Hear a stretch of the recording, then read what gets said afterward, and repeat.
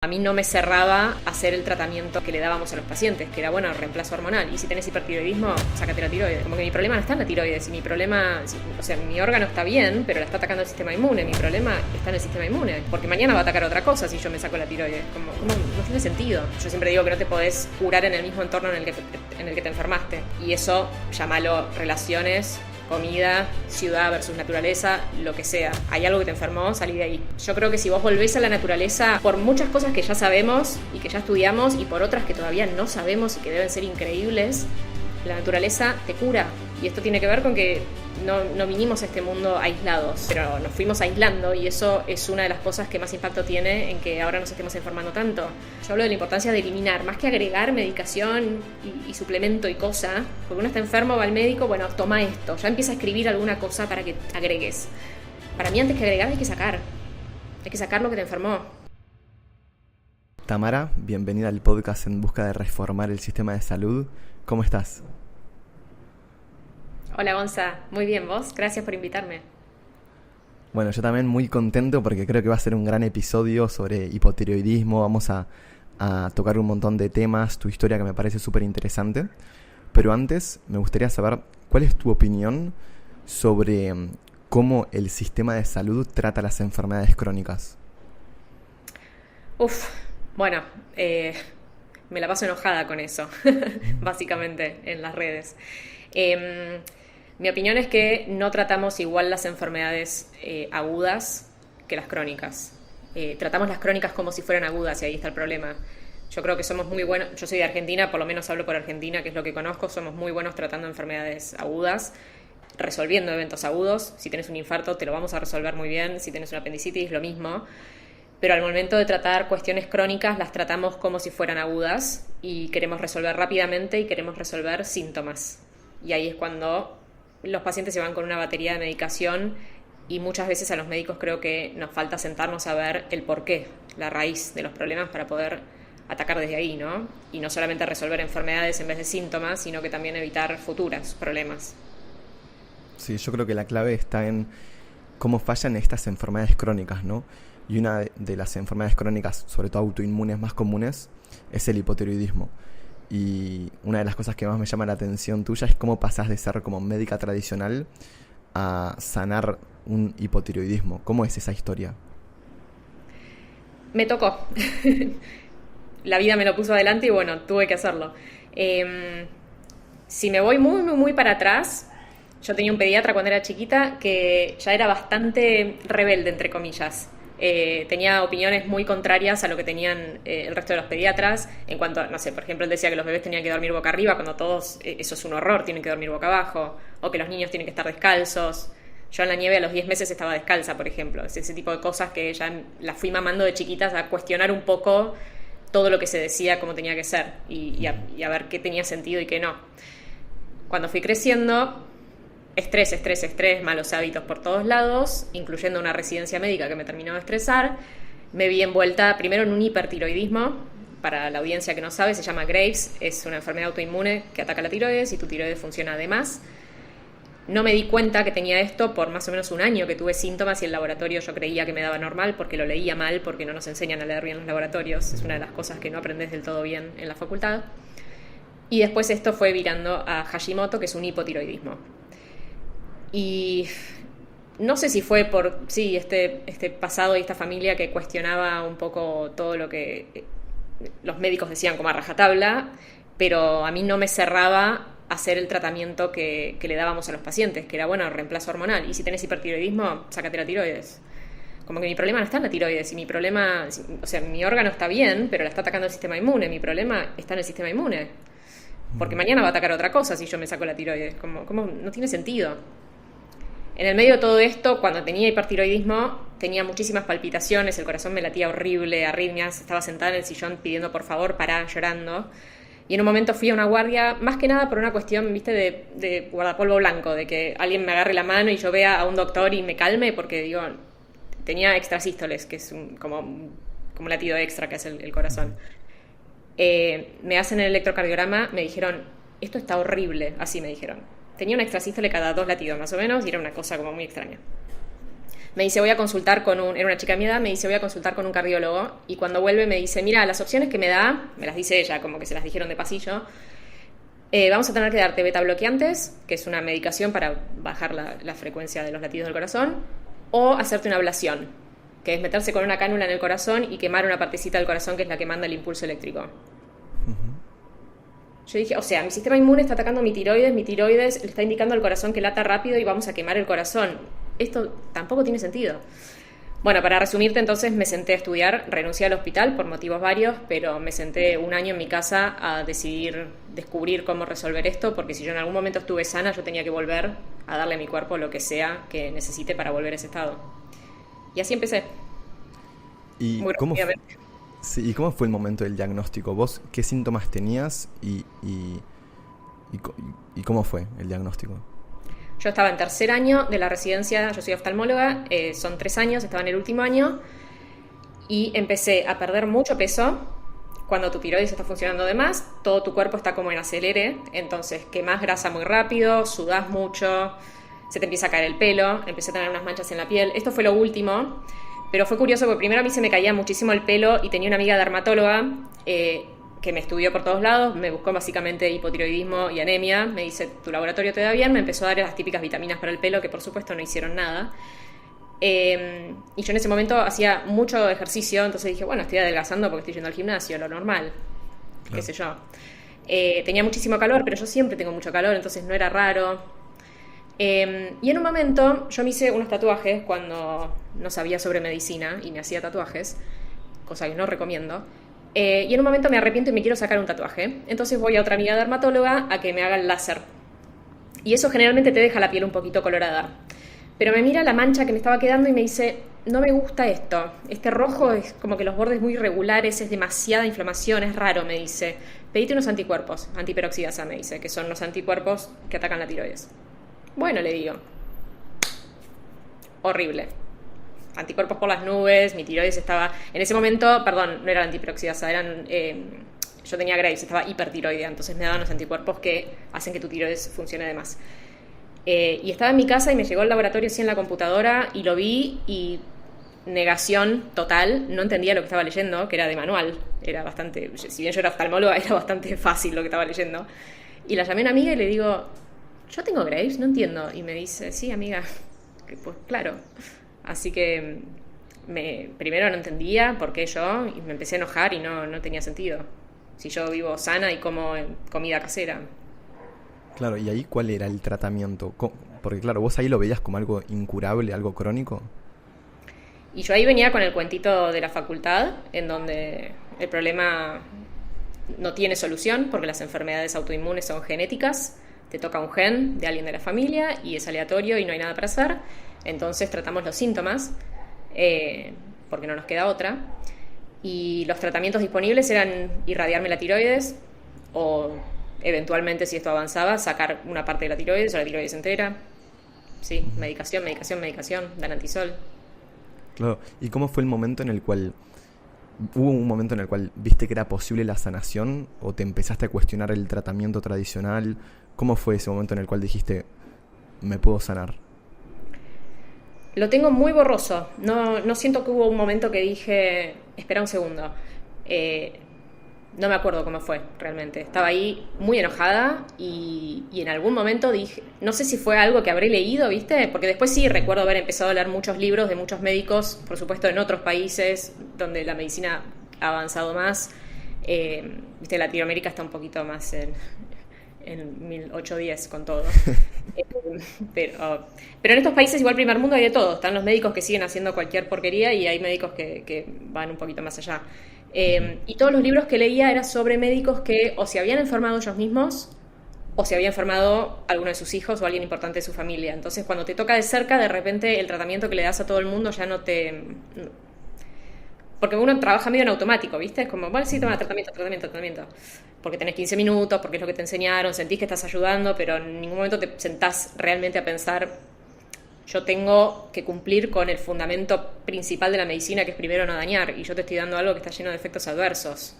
Esto debería incomodarme todos los días cuando llego a mi casa. Yo debería buscar si tengo otra opción o sigo con este plan B. No lo Claro. podemos tener como plan A. Entonces, sí, no me cerraba.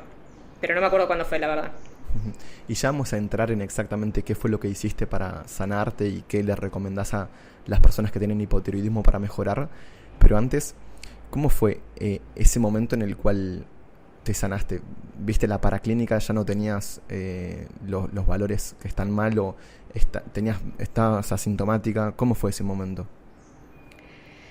Esto fue bastante gradual. También fui y vine, porque mi estrés fue y vino. Porque cuando termino este tercer año, que es donde yo estaba enferma, renuncio al hospital. Estando en mi casa sentada, dije, si yo tengo que pensar primero cómo curarme y segundo qué voy a hacer ahora de mi vida laboral, porque yo ya no quiero trabajar más como médica, esto me estresó y me enfermó, y bla, bla, bla. Dije, yo tengo dos temas muy grandes acá que resolver. Me voy a ir a otro país en donde yo mientras tanto pueda trabajar de cualquier cosa, de moza o cualquier trabajo común que no sea la medicina. Y mientras tanto ganar en dólares, porque en Argentina si vos trabajas con un salario mínimo no te mantenés sola. Entonces dije, me voy a pensar mientras tanto y a algún lugar que haya mucha naturaleza, porque yo necesito sacar la cabeza de acá. Yo siempre digo que no te podés curar en el mismo entorno en el que te enfermaste. Y eso, llámalo relaciones, comida, ciudad versus naturaleza, lo que sea. Hay algo que te enfermó, salí de ahí o cambia todo, digo, lo más que puedas. Entonces me fui a Nueva Zelanda. Justo entré antes de la pandemia, así que en vez de quedarme un año me dejaron quedarme 2. Y ahí en la naturaleza empecé a investigar. Y en un momento hablé con una nutricionista en Estados Unidos, hacíamos llamadas 1 a 1 y fue mucho prueba y error, mucho investigar, mucho leer, mucho probar. Hice protocolo autoinmune, eliminé absolutamente todo de la dieta, eso me estresaba más, no me funcionó. Y en Nueva Zelanda fue donde de repente encontré un poco por dónde iba la cosa y me empecé a sentir muchísimo mejor. Digo que fui y vine porque después me mudé a Barcelona, estuve un año en esa ciudad que me recontrastresó y eso me tiró un poco para atrás. Después me fui a Portugal, a Costa Rica, a Hawái y todos esos cambios lindos tenían su cuota de estrés y de trauma. Entonces, nada, volví a Argentina después de unos años y estaba medio... y después me volví a balancear. Una vez que ya encontrás cómo, ¿viste? Es cuestión de volver a eso. Claro, y para que quede bien claro, si tuvieses que explicarle a alguien que de repente escuchó hipotiroidismo o incluso lo tiene, pero no sabe exactamente qué es, ¿cómo explicarías a una persona que no es estudiante de medicina o médico qué es el hipotiroidismo? Tenemos una glándula acá en el cuello con forma de mariposita, que es una glándula que se encarga de producir hormonas y estas hormonas impactan en casi todas las células de tu cuerpo que tienen esos receptores para esa hormona y le indican a esas células activa, trabaja. Esa célula puede ser una célula del hígado, de tu cerebro, de tus ovarios, de tu corazón y de esa forma es que vos lográs digerir, tu corazón puede latir, tu cerebro puede pensar, tus músculos se pueden mover, es la forma en la que activas todo tu cuerpo. Entonces esta glándula tiene que por supuesto funcionar de una determinada manera todos los días, las 24 horas. Cuando tenés hipotiroidismo, por el motivo que sea, en mi caso fue porque el sistema inmune estaba dándole indicaciones erradas a mi glándula, pero podés tener hipotiroidismo por otros motivos, esta glándula está funcionando de menos y está produciendo menos hormona. Cuando producís menos hormona, tu cuerpo recibe menos incentivo para activarse, entonces tu cuerpo está como totalmente dormido. Tus células encargadas de que quemes grasa no lo hacen más lento, entonces empezás a engordar. Las células encargadas de que se mueva tu sistema digestivo no pueden hacerlo, entonces tenés problemas para digerir, no producís las enzimas para digerir, entonces tenés eructos, tenés constipación, tenés hinchazón, tu corazón no puede latir con el ritmo que debe latir, entonces tenés bradicardia, tu corazón va más lento, etc. Se te seca todo porque no podés transpirar, no podés sudar, podés, pero todo de menos, ¿no? ¿Qué más? Se te cae el pelo, 1.000.000 de síntomas. Lo contrario ocurre con el hipertiroidismo. Hiper quiere decir mucho o de más. Si tu glándula funciona de más, va a suceder todo lo contrario. Tu corazón va a latir mucho más rápido, también se te va a caer el pelo, vas a empezar a quemar mucha grasa, entonces vas a adelgazar. En todo este proceso en el que el cuerpo está trabajando muchísimo, vas a generar mucho calor, entonces vas a tener mucho calor. Eso, básicamente. Y bueno, un montón de síntomas, ¿no? También hay mucha cuestión de síntomas que por ahí no se habla tanto, pero de salud mental. Muchísima ansiedad, muchísima depresión. Me siento súper emocionado porque ahora ya vamos a entrar en la parte de qué hacer en el caso de que tengas hipotiroidismo, porque claro, ves el sistema de salud y está muy adaptado a lo que decíamos hoy, de que trata las enfermedades crónicas con un fármaco o con parches, pero es porque el sistema de salud se adaptó a eso, ¿no? Es en lo que decíamos, ¿no? Consultas de 10-15 minutos, no le puedes dar una masterclass y una educación de cómo cambiar el estilo de vida, ¿no? Pero en este podcast y en este episodio tenemos la oportunidad de que vos puedas contar un poco toda esta educación que incluso para mí sería hasta la base del tratamiento, ¿no? E incluso la llave a una posible sanación o por lo menos mejorar muchísimo esos síntomas, ¿no? ¿Cuáles crees que son los principales errores o el principal error que comete una persona cuando tiene hipotiroidismo? Yo creo que lo que pasa es que no es un error, es un error, pero pobre lo hace porque no tiene otra opción, que es ir al médico y acatar lo que sea que diga el médico, volver a su casa y sentir que que sus decisiones, sobre todo en cuanto a sus hábitos y a educarse sobre lo que tiene, no importa, mi vida está por acá, el médico se encarga de medicarme, chau, y yo sigo con mi vida. Es un error sin querer, digamos, porque debería ser así, que el médico se haga cargo de tu salud y que vos te hagas cargo de tu trabajo como ingeniero, maestra jardinera, economista. Pero así como, bueno, la economía justamente, así como yo no soy economista, pero tengo que entender algo de economía porque manejo mis propias finanzas, yo creo que los pacientes tienen que empezar a entender un poco sobre su salud porque tienen un cuerpo y tienen una salud de la que hacerse cargo. Lamentablemente que los médicos atiendan mal, traten síntomas y atiendan cada 15 minutos, tiene que ver con una enorme conveniencia de dos industrias principales que viven de tu enfermedad constante, que son la farmacéutica y la alimenticia. Se retroalimentan, yo te enfermo, yo te curo, y así, seguimos. Y los médicos, entre un poco de conveniencia y un poco de ignorancia, juegan este juego porque es el que le enseñaron también. Pero yo creo que el error principal de los pacientes es no querer involucrarse. Porque no les enseñamos a que se involucren, insisto. Así que por eso creo que es importante que estemos muchos en redes sociales tratando de educar a la gente. Por supuesto no pueden saber todo sobre medicina, ni los médicos sabemos todo sobre medicina, pero sí enseñarles un poco, primero a buscar diferentes opiniones, segundo a escuchar a tu cuerpo, a ver qué tiene sentido y qué no tiene sentido para vos, te resuena o no te resuena. Y lo otro es tratar de ir a buscar adentro por qué te enfermaste. Vos sabés por qué te enfermaste. Vos sabés si fue que comiste McDonald's 3 veces o que tu marido te está tratando mal hace 20 años. Vos lo sabés, entonces vos tenés que buscar qué está pasando. Y eso no te lo va a poder decir un médico. Claro. Y con la visión que tenés ahora y la experiencia que tuviste, ¿qué le dirías a esa Tamara en el momento en el cual le dieron el diagnóstico de hipotiroidismo y que no tenía todo este conocimiento? ¿Qué le dirías? Dale bola a tu cabeza. Empezá por ahí. Porque en este camino yo empecé más por el lado de la nutrición al principio, que es súper importante. De hecho, ahora tengo una comunidad Alimentar tu tiroides, o sea, le enseño a la gente cómo comer para resolver esto. Pero si yo hubiese sabido que la forma más rápida de curarte es yendo primero para atacar lo que más impacto va a tener en tu salud, que es tu cabeza, es tu salud mental.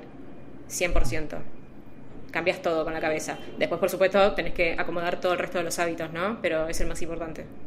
Si tengo que elegir. Sí, y después vamos a hablar un poquito más de la comunidad Alimenta tu tiroides, porque yo incluso la vi por dentro y me encanta lo que estás haciendo. Y una de las cosas que mencionás en la comunidad son como esos pilares fundamentales para la tiroides o para el hipotiroidismo. ¿Cuáles son estos pilares? Bueno, le puse el nombre Alimenta tu tiroides, que por ahí suena un poco a comida exclusivamente, pero la tiroides se alimenta de muchas cosas.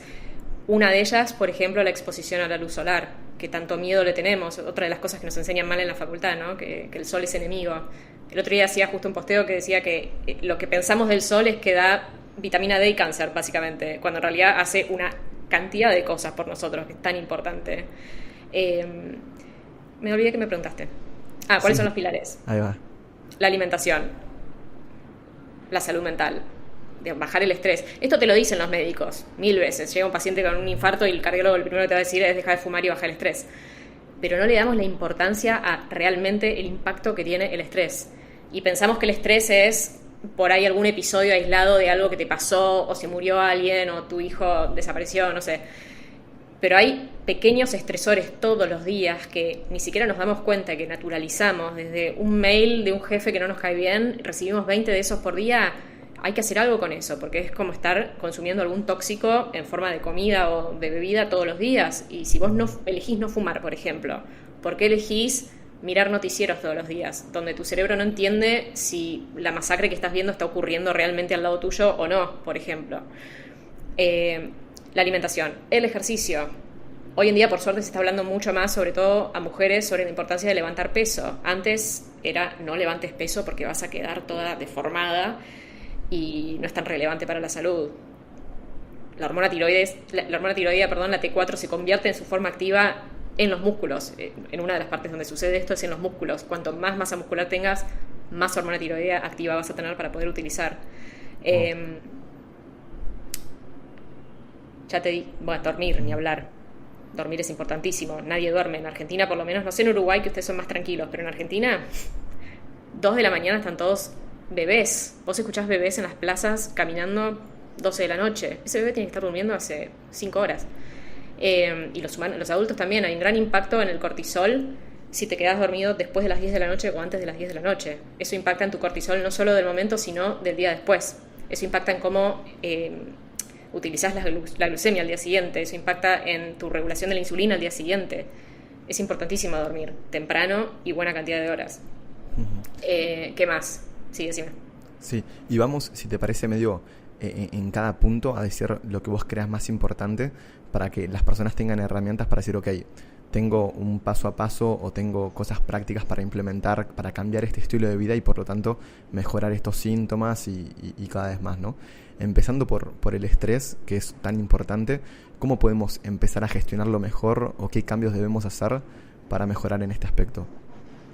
Me encanta tu pregunta porque a veces la gente se ve muy saturada, ¿no? Sobre todo con tanta información en redes sociales, ni hablar, y de repente tengo que cambiar 40.000 hábitos juntos y no puedo, porque además yo hablo desde la soltería, viviendo sola y sin hijos, que es fácil. Pero cuando vivís en una casa llena de gente que tienen que adaptarse también a esos nuevos hábitos que vos querés incorporar, no es tan fácil. Para mí hay que empezar por lo más grande y por lo más fácil, porque después te vas haciendo como que te va gustando ir cambiando hábitos porque vas viendo los resultados, te vas sintiendo mejor y vas incorporando nuevos. Es como una cosa, así como es adictivo lo malo, también es adictivo lo bueno.